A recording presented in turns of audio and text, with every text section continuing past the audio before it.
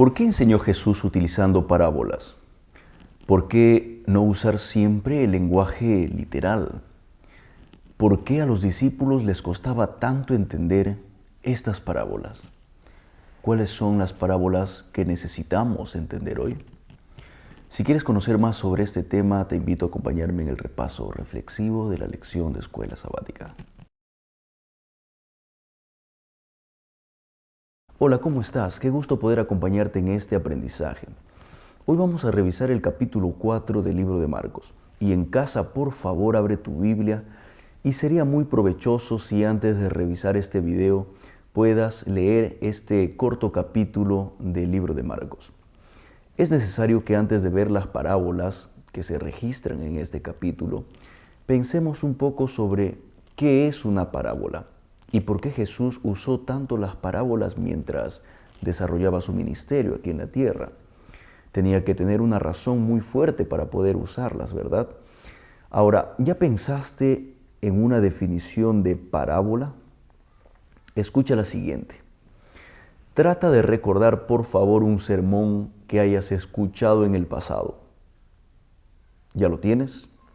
Bueno, lo más probable es que lo que recuerdes sea la historia que usó el predicador para ilustrar la enseñanza que quedó grabada en tu mente. Esa historia que se cuenta con el fin de colocar una enseñanza profunda, una enseñanza arraigada en nuestros corazones, se llama parábola. Bueno, sin más que decir, vayamos a nuestra primera sección.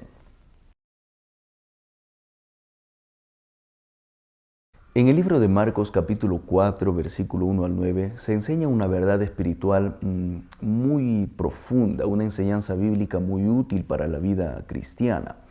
Me estoy refiriendo a la parábola del sembrador.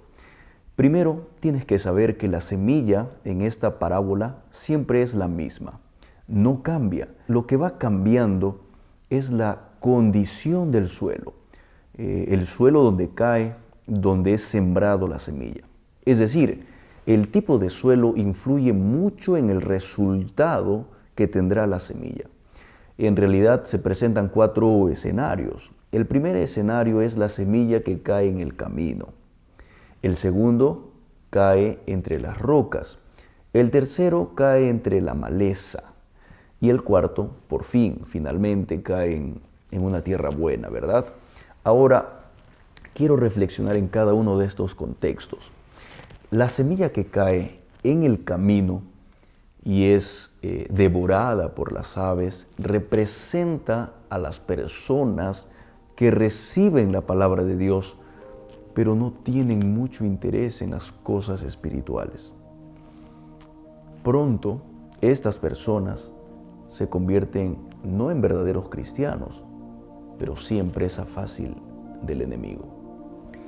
La semilla que cae entre las piedras, entre las rocas, representa al grupo de personas que recibe la palabra de Dios, se goza en el poder del Evangelio, pero nunca permiten que el poder del Evangelio tenga raíces profundas en su corazón.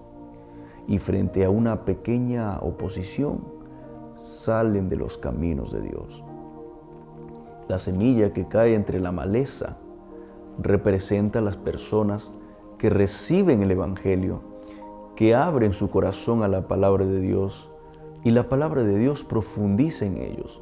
Comienzan a crecer en la vida espiritual, en la vida cristiana, pero de pronto la influencia del trabajo, las amistades, los afanes de esta vida son más grandes que el amor que tienen por Dios. Entonces se dejan ahogar por lo material, muere al mismo tiempo su espiritualidad. Finalmente la semilla cae en buena tierra y esta representa a las personas que reciben el Evangelio, que se dejan guiar por el Espíritu Santo de Dios, que cuando llegan las pruebas, cuando llega la tentación a la vida, se mantienen firmes, se mantienen siempre al lado de los principios o en favor de los principios, y por supuesto dan frutos positivos para su familia y para la sociedad en general. Sabes, amigos, sería muy inapropiado pasar por esta parábola de Jesús y no preguntarnos qué tipo de suelo somos. El sembrador no cambia, la semilla no cambia, Dios no cambiará, su palabra no cambiará, pero tú y yo somos muy vulnerables. Por favor, resiste. Nadie ha ido tan lejos que no pueda volver a casa del Padre. No importa si ya tu falta de interés por Dios te hizo presa fácil del enemigo. No importa si hasta ahora Dios para ti solo significó un nombre y nunca le abriste el corazón para que se convierta en tu Dios.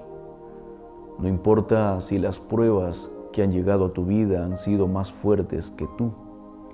Hoy Dios quiere y te da la oportunidad de cambiar el rumbo de tu vida. En Marcos capítulo 4, versículo 21, Jesús hace una pregunta y dice: ¿acaso se trae una lámpara para ponerla debajo de un almud o debajo de la cama? Esta pregunta solo tenía una respuesta muy obvia, ¿verdad? Nadie enciende una lámpara, una antorcha, una vela para ocultar la luz de esta vela, de esta antorcha. Pero la intención de Jesús no radicaba en una enseñanza literal. Es decir, la intención de Jesús era que cuando estos hombres vayan a sus casas y enciendan sus propias lámparas, al ver sus lámparas encendidas, recuerden la enseñanza de Jesús. Es decir, si esta lámpara tiene una razón de ser, un propósito de existencia, el ser humano con mucha más razón debe tener una razón para su existencia. Y la mejor razón de ser de una persona será convertirse en una lámpara para alumbrar este mundo que está en tinieblas. Si aún no has encontrado la forma de cómo convertir tu vida en una luz, entonces pídele a Dios que te muestre la forma en la que debes participar en su obra. Bueno, además de esto, Jesús dijo: con la medida con que medís, os medirán otros. Al que tiene, se le dará, y al que no tiene, aún lo que tiene se le quitará. Esto está en Marcos capítulo 4, verso 24. Sabes, cuando escuchamos la palabra de Dios y la recibimos con agrado, las riquezas espirituales serán un resultado natural. Pero así como hay resultados positivos después de la aceptación de la palabra de Jesús, también hay consecuencias negativas por rechazar la verdad. En esta parábola, la parábola del crecimiento de la semilla, se muestra cómo algo tan pequeño crece hasta convertirse en algo tan grande. Y Jesús indica que así es el reino de Dios, que el crecimiento espiritual es un proceso. El punto que Jesús destaca es que el reino de Dios, que fue pequeño al comienzo, llegará a ser grande. En los días de Jesús, la gente pudo haber mirado con algo de desprecio, ¿verdad?, a Jesús, que era muy itinerante, acompañado de 12 discípulos, pero creció y este evangelio se expandió por todo el mundo. Sabes, amigo, las pequeñas buenas acciones que se hacen con otros en la vida diaria, acciones como los gestos de bondad, acciones como actos de amabilidad, muestras de cariño, tienen el potencial de crecer y tener un impacto tan significativo en las personas que a veces ni lo imaginamos. No subestimes la importancia de los comienzos humildes. Que Dios te bendiga.